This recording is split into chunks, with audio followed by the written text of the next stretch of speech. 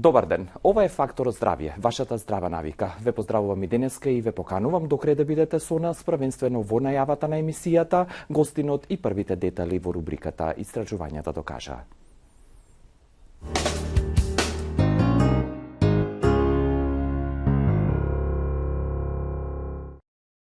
Близу 20 милиони нови случаи, 2 милиони смртни случаи на светско ниво се црните статистики или бројки кои што корелираат и се поврзани со карциномот или малигната болест на белите дробови.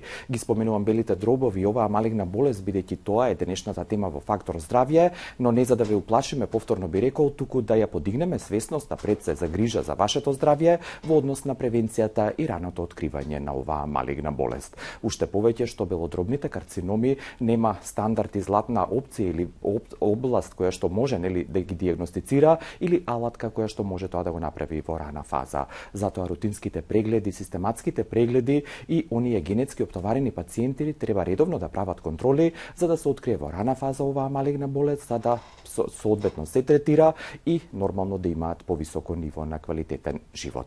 Ова се податоците и првите факти денеска во Фактор здравје, како најава за гостинот кој што ќе го представам по оваа прва доза на информации во однос на денешната тема кон која што и вие сте добродојдени подоцна активно да учествувате со ваши јавувања.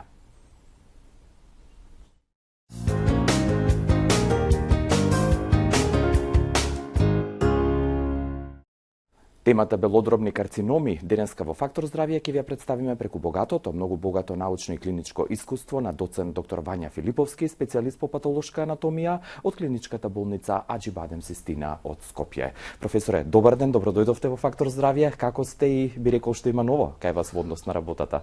Добро ве најдов, фала на поканата. Работиме како и секогаш. Тоа е ново, ништо ново. Сигурно ова што денеска ќе го зборуваме, иако споменав јас се црни бројки, црни статистички податоци, но белата или светлата страна треба да биде освестувањето на временото пред се контролирање и рутинските прегледи кои што сигурно и вие ќе ги препорачате подоцна. Ви благодарам за вашето присуство во Фактор здравје, а по ова представување на гостинот и темата ве поканувам да останете до крај со нас и да ни се придружите со ваши јавувања.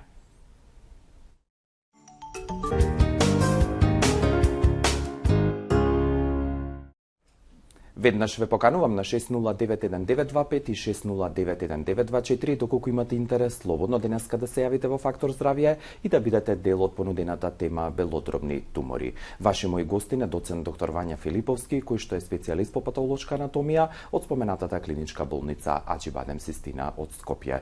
Професоре, кога зборуваме за туморите, она што стручно се наведува како заклучок, сакам да го споделам, дали тука зборуваме за добро карактерни, бенигни и оние со лош карактер, односно малигни тумори на белите дробови? Значи, тумори на бели дробови се бенигни и малигни. Бенигните се во многу мал процент и не предизвикуваат симптоми и за нив нема да зборуваме. Проблем се малигните тумори, во најголем процент тоа се карциноми или лошо карактерните, како што лошо карактерни по потекло од епителни клетки, има и да речеме многу мал процент на саркоми, тумори по потекло значи од мезенхимални клетки. Значи најголем проблем е карциномите, односно малигни тумори по потекло од епителни клетки на белодробен паренхим. Да, вие споменавте од какви клетки, односно структурата на оваа болест и на овие клетки, но она што ме интересира во суштина за какво заболување зборуваме, дали има точна причина за негова појава и што е она што треба да се земе во предвид кога зборуваме за причините за појава на белодробните карциноми. Да, значи како и сите карциноми и белодробниот карцином е мултифакторијална болест, значи има многу различни фактори кои заедно понекогаш делуваат поради тоа што е мултифакторијална болест, не може точно да се каже која причина е пресудна за настанок на тумори. Во принцип, туморите настануваат со, да речеме, наталожување на мутации на клетките и во еден период кога ќе се наталожат огромен број на мутации, тогаш може да настане тумор и потоа неконтролирано да се шири. Од епидемиолошки фактори познати, пушењето станува како број еден фактор за докажан фактор за појава на белодробни карциноми. Например, за мезотелиом, што е тумор на плеврата или марамицата околу белодробието, се знае дека труење со азбест го предизвикува, значи најдена е јасна корелација. Нели генетика тука игра улога, и стресно живење, загадена средина и така натаму. Она што е важно да се каже кога зборуваме за белодробните карциноми, рековте дека пушењето е докажан фактор кој што ја предизвикува или забрзува патогенезата, развојот на ова заболување, но кој од вашата клиничка пракса и од литературата се најчести типови на карциноми на белите дробови и како всушност тие се делат? Карциномите на бели дробови се делат во две големи групи, тоа е ситноклеточен и неситноклеточни карциноми. Ова груба поделба е битна од клинички аспект, заради тоа што ситноклеточните карциноми се многу агресивни, едни од најагресивните тумори, мислам на сите органи, и за нив, за жал, нема, да речеме, некоја јасно утврдена терапија. Значи, онколошката терапија е, да речеме, хемотерапија, зрачна терапија, која што е генерална, не некоја таргет терапија, што е новитет за неситноклеточните тумори, а проценката е битна од старт дали е тоа ситноклеточен или неситноклеточен тумор, базирано на тоа дали е операбилен или неоперабилен. Се смета дека ситноклеточниот карцином, заради неговата агресивна природа, од самиот старт е неоперабилен тумор и затоа директно се оди на онколошки третман. Неситноклеточните карциноми, бидејќи поспоро растат, обично се локализирани или има поголема шанса да бидат локализирани во време кога ќе бидат откриени. Кај нив е битно да се утврди дали се тие проширени во околината и да се утврди базирано на тоа каков третман, дали ќе има хируршки или онколошки третман.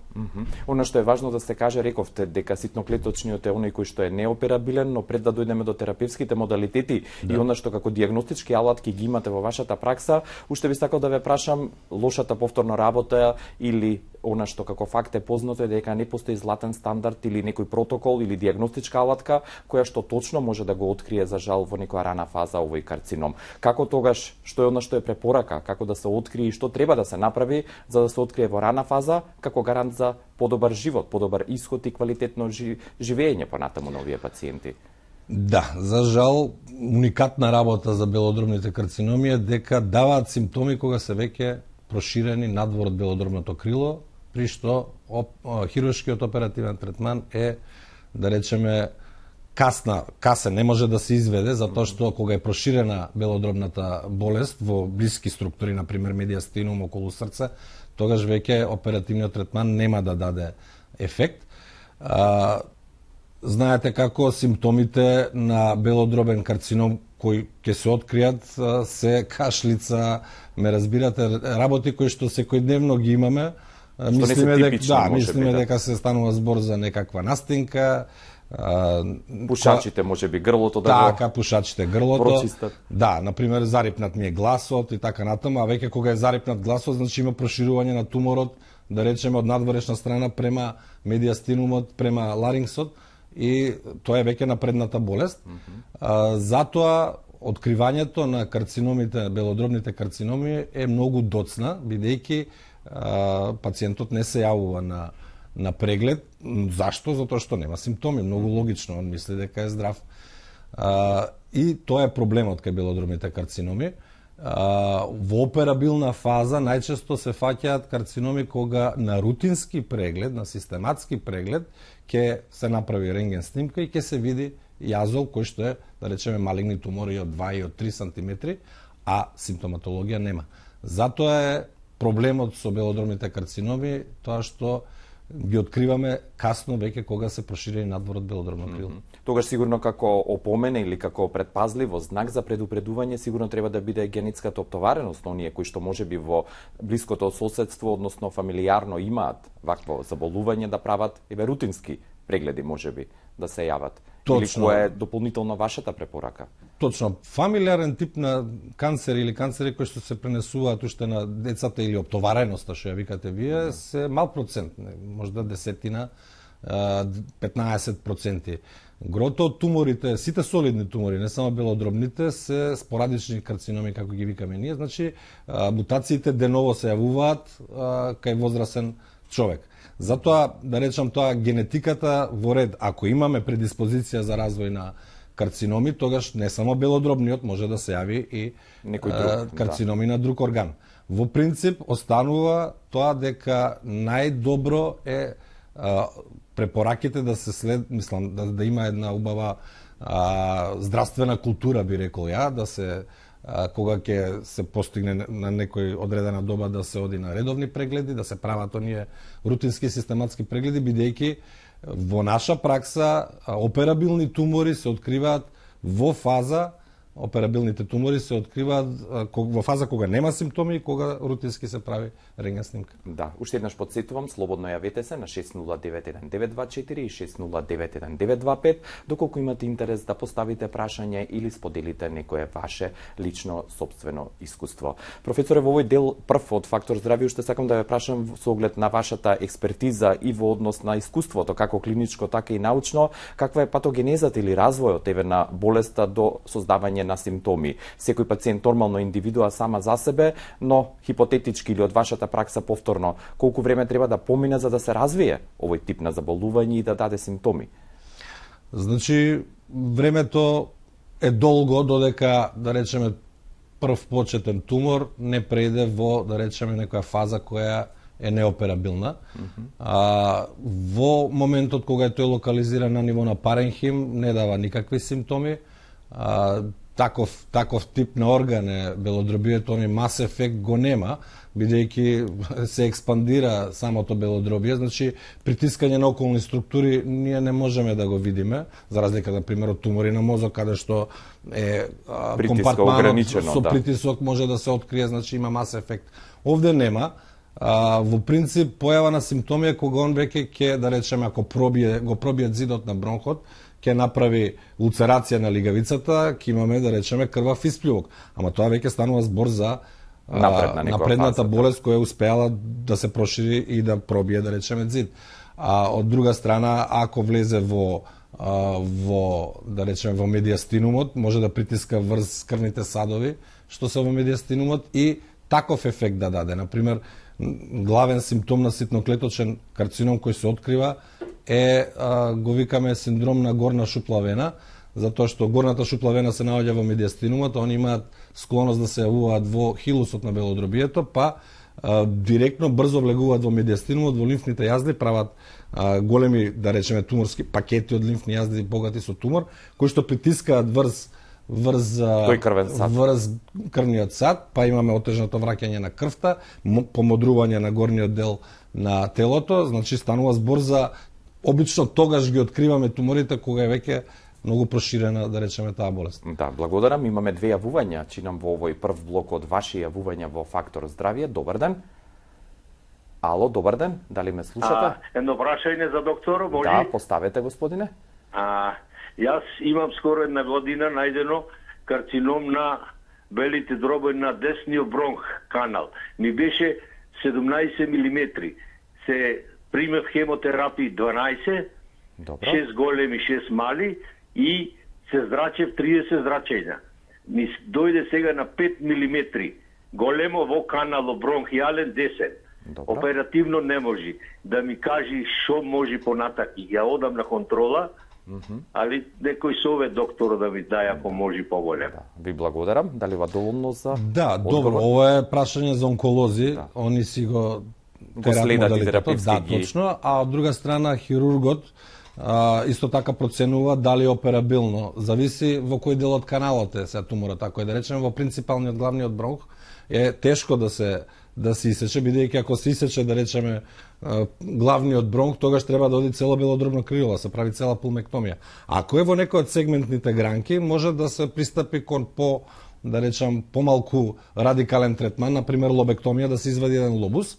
Предпоставувам постои таа сендвич терапија, нели, прво да се оди на онколошка терапија да се смали туморот и да се преде во операбилен, но по ова што го разбрав јас од пациентот, предпоставувам дека локацијата е незгодна, дека е најверојатно во главниот бронх, па затоа хирургот не сака, тоа е многу мутилантна операција, замислете цело белодробно крило да отиде. Затоа Затоа треба да се прави комбинација, треба да оди на контроли на онколог и на хирург да видат дали има можност да се оперира или да се продолжи понатаму со онколошка терапија. Благодарам и дали имаме уште едно јавување на линија. Добар ден.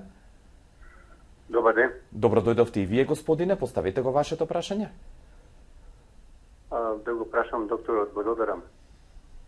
Уште 2002 година во Њујорк случајно ме снима и открија на белодробието некоја као топка. Не знае, а што е, бидејќи кратко вев се вратив во Скопје и ми рекоа дека тоа е некоја кучешка тенија, циста, која не треба да се пипа. Добро. Значи, поминати се колку години, многу години од тоа, да.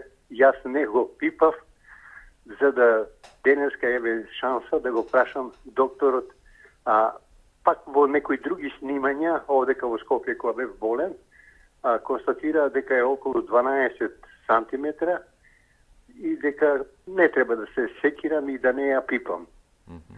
Ме разбирате, циста која ми се наоѓа на велика 12 сантиметри рековте, така? 12, мислам дека околу 12 сантиметра. Да. Има снимак. Добро. Сакам да чујам мислење од докторот, чак и би побарал и би отишол кај него на консултации, да. преглед да ми даде. Живеем со Совет. тоа, тоа ме јаде некој црв на сомнеш. Добро, благодарам. Сакам да чујам што мисли професорот за тоа. Да, ви благодарам за вашиот интерес. Останете со Фактор здравје, ќе продолжиме по втората пауза за реклами.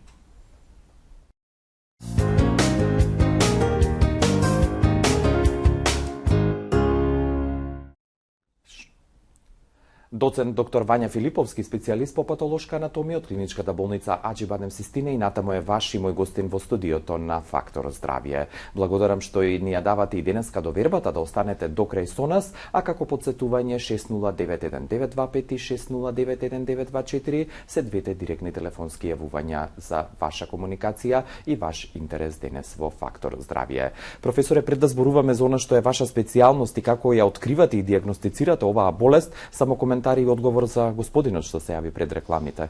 Да, значи цистата е од инфективно потекло, нели, тоа е кучешка тенија.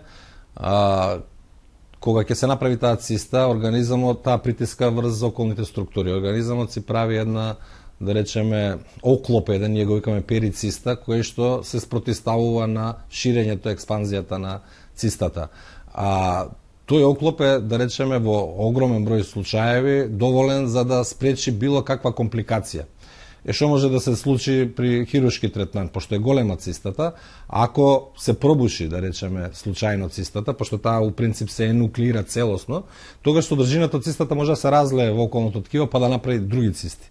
И тогаш да се направи поголем проблем. Предпоставувам, сега тоа е прашање на хирургот, они сметаат дека ако е солитарна, јасно ограничена, тоа што го гледаат на имиджинг техники, ако има јасно дефинирана перициста, која што е цврста, нема да дозволи ширење, мислам, нема да дозволи понатамошно ширење на, да, или пукање и ширење на болеста. И предпоставуваат, а рековме дека белодробието е орган кој што многу се адаптира, може да се шири и така натаму, значи нема да компрометира функцијата на белодробието, цистата ќе си остане таква, таа со тек на време зидот и ќе калцифицира дури, значи и нема да се случи никаков проблем. За тоа одлучува хирургот дали ќе оперира и зошто не оперира. Предпоставувам по ова што го гледат и како ја пратат ситуацијата, дека нема потреба. Да. Еве, она што го кажавте, сигурно дека ќе го тргне сомнежот на господинот. Дополнително да се вратиме на она што вие како специјалист по патолошка анатомија работите кога веќе ќе имате биопсиран материјал, односно како оди процедурата на дијагноза на карциномот на белите дробови.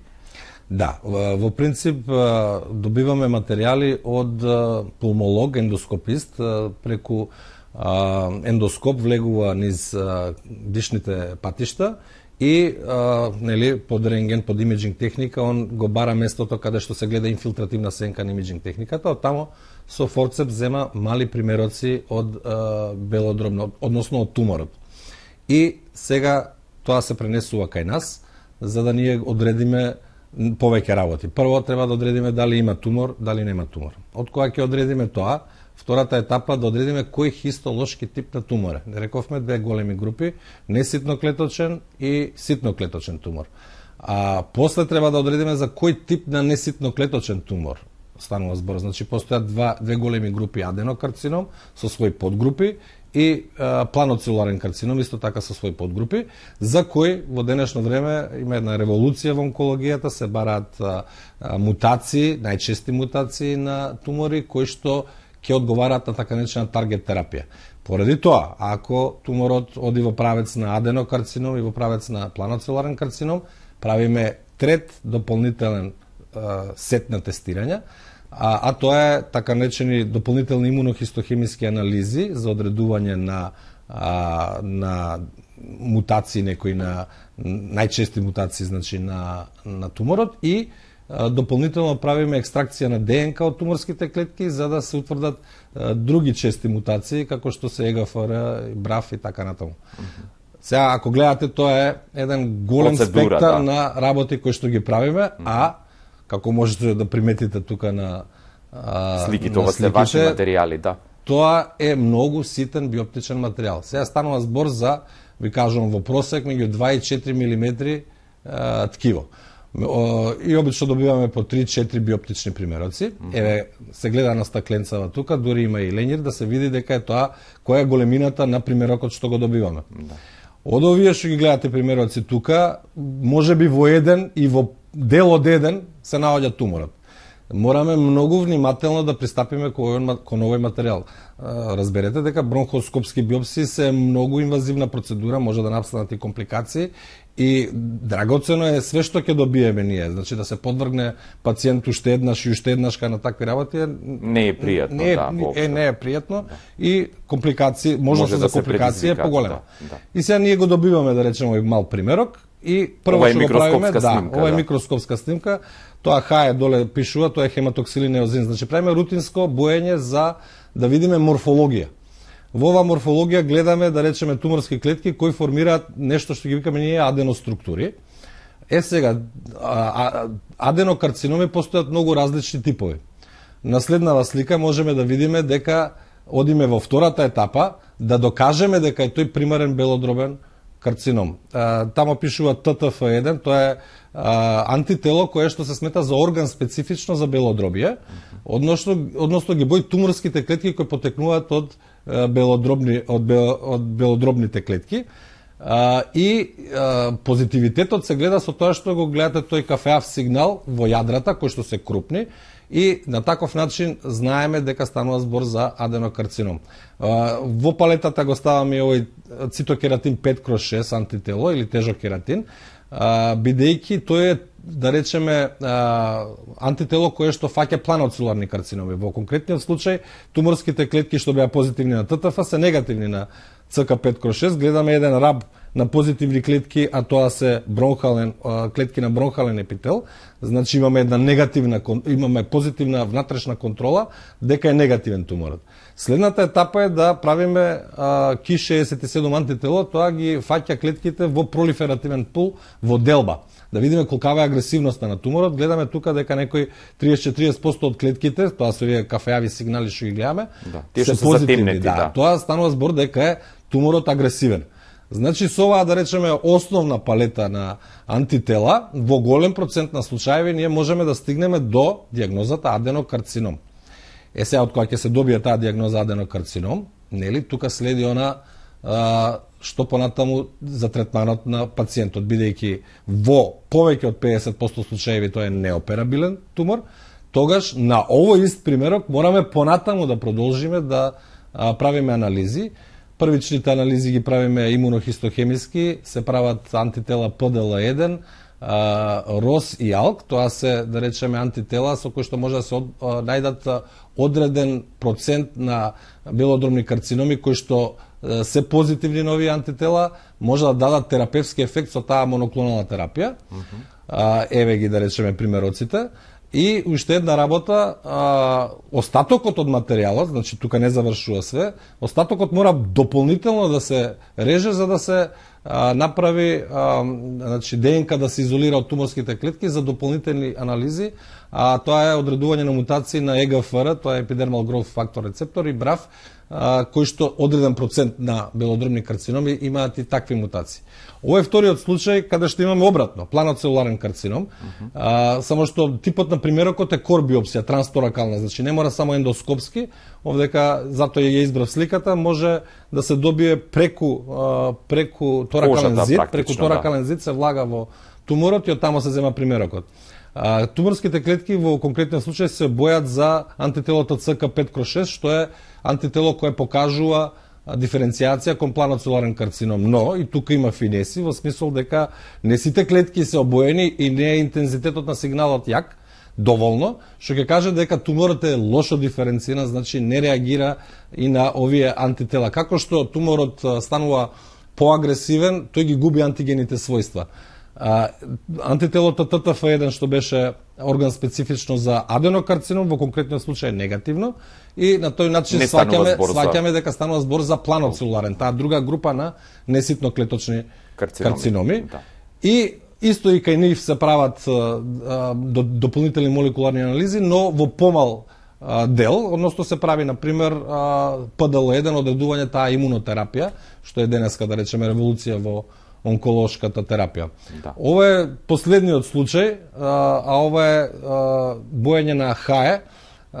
Гледаме еден, прво, многу богата целуларност, многу клетки и гледаме еден, го викаме ние краш ефект, како клетките да се збиени една со друга, се губат овие морфолошки детали, малце тешко се следат, али е специфичен знак за ситноклеточен тип на карцином, вака кој ќе го видиме. Значи, оној агресивниот за кој што зборувате. Мали клетки густо збиени со преклопување на јадрата, со базофилија викаме, многу модро делува, многу.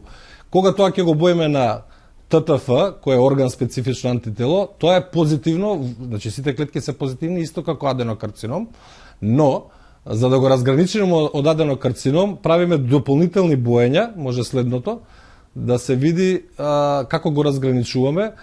Тие се бојат на CD56, тоа е неуроендокрин маркер. Значи, ситноклеточниот карцином спаѓа во групата на неуроендокрини карциноми.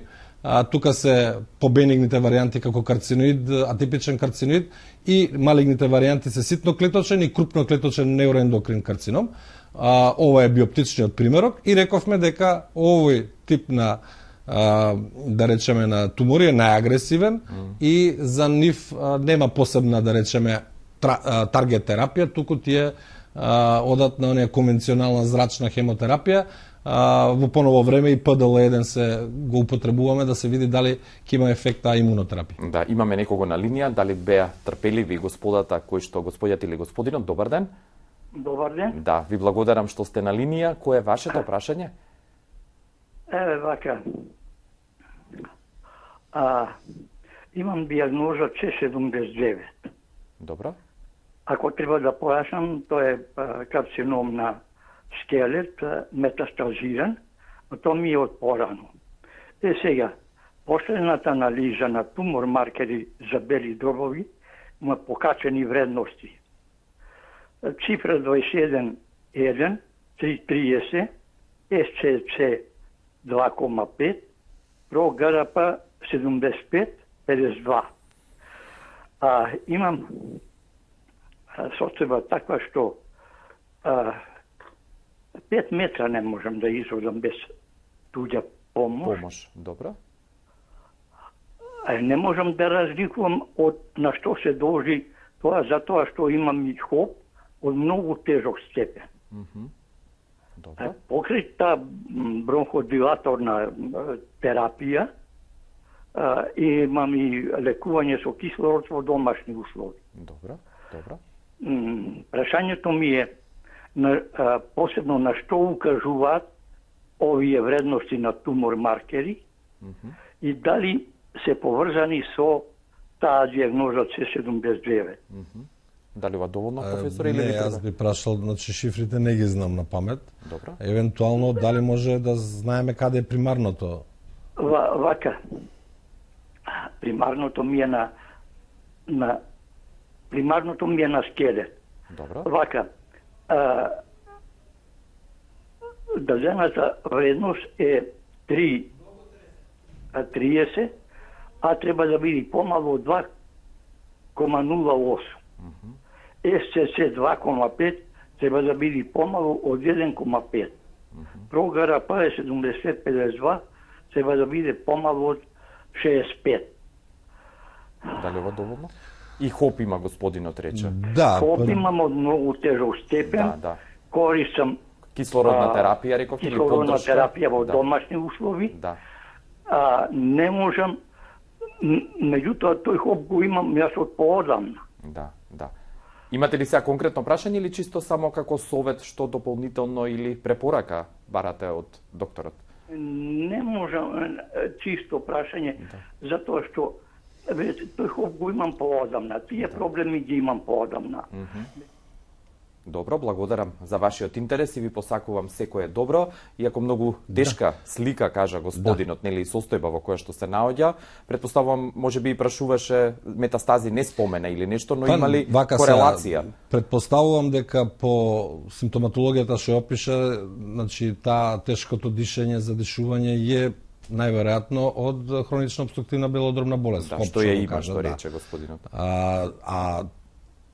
Тоа што е на скелетот, ја не разбрав дали е примарен коскен тумор, кој што е метастазиран, или нешто спомна и белодробие, дали е белодробен карцином кој што метастазирал во коска. Претпоставувам дека е примарно на скелетот, така барем ми кажа. кажа. Ја колку што го разбрав, најверојатно е белодробен кој што дал метастази, а вредностите кои што ги наведува, најверојатно, не можам да бидам сигурен, се за продуктите кои што од распадот на коските, значи туморот кога влага во коски, он го ја разјадува коската и на тој начин, да речеме, некои вредности се покачуваат. Предпоставувам, значи симптомите кои што ги наведува за тешкото дишење, предпоставувам се резултат на хронична обструктивна белодробна болест. И она што сакам последно, не помалку важно да ве прашам и да споменеме, ги кажавте модалитетите на третман, она што значи рано откривање како подобра прогноза и гарант за квалитетно ниво на живот, но она што е клучно би рекол, кога веќе ќе се открие во доцна фаза карциномот на белите дробови, дали тој веќе и е метастазиран и каде најчесто метастазира? Да, прво место каде што се шири туморот е во регионални лимфни јазли, медиастинални околу хилусот, и ако имаме ние оперативен примерок, рековме оној мал процент на случаи кои што се операбилни, кои ќе ги добиеме како такви, например дали е тоа лобектомија или пулмектомија, ние ќе можеме да го одредиме стадиумот на болест. Значи ќе одредиме големината на туморот, дали е проширен во околината, значи може да влезе преку париеталната плевра или марамица, да стигне до торакалниот зид, тука локално ширење, и метастазирање во лимфните јазли околу бронхот, во околу медиастинумот. Понатаму, следната етапа е да даде далечни метастази, значи во далечни регионални лимфни јазли или во други органи. Например, најчесто е локализацијата на далечни метастази во надбубрежна жлезда. Нема досега објаснување зошто баш во надбубрежна жлезда, значи најдено е дека најбрзо далечни метастази дава во надбубрежна жлезда, нели може во коски, плевра, во мозок и така натаму. Да, ви благодарам професоре за гостувањето, за сите овие факти кои што ни ги представивте и секако покана да бидете повторно гостин во Фактор здравје. Ви благодарам. Ви благодарам, ми беше задоволство. Доцент доктор Вања Филиповски, специјалист по патолошка анатомија, беше денешен гостин во Фактор здравје. Ви благодарам за вашето внимание, поддршка и секако соработка, како гарант и покана да бидете утре повторно со нас во Фактор здравје. До тогаш пријатно и имајте убав ден.